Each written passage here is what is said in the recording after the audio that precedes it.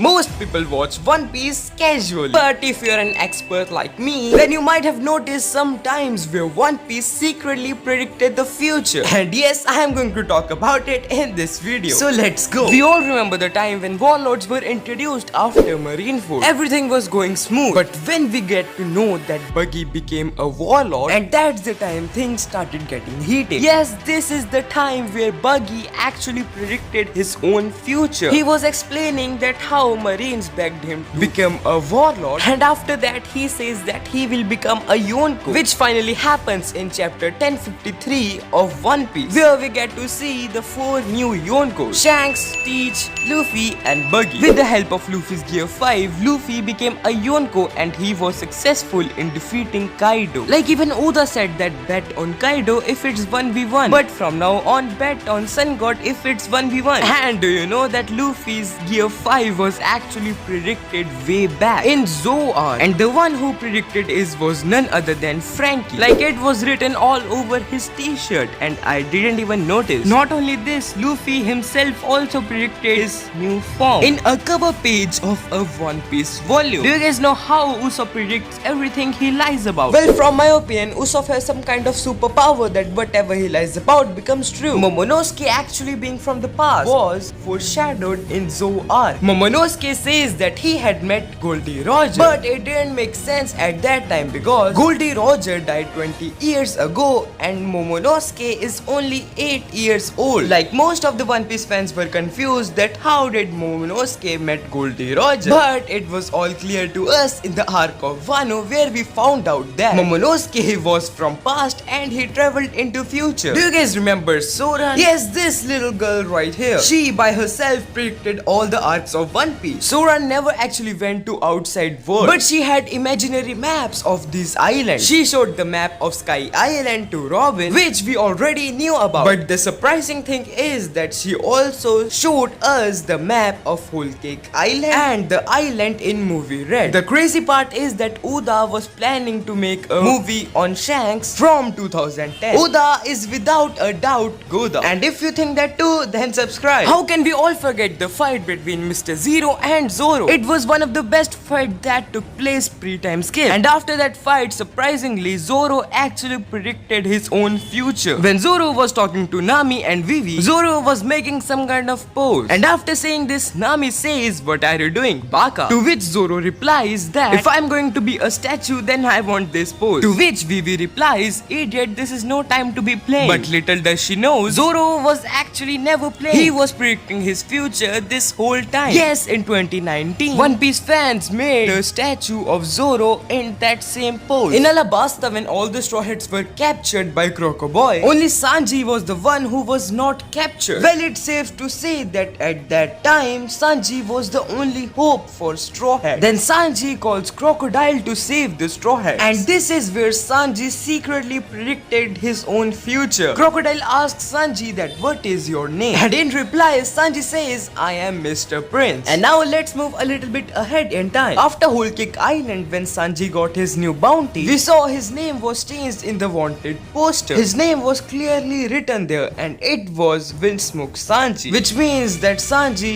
is the prince of Germa 66. This is part 1, 300 likes and I'll make part 2. And for our next video, I suggest you to watch this video right here because in this video I have explained 35 facts about Zoro. And don't forget to subscribe because I upload goated videos every week.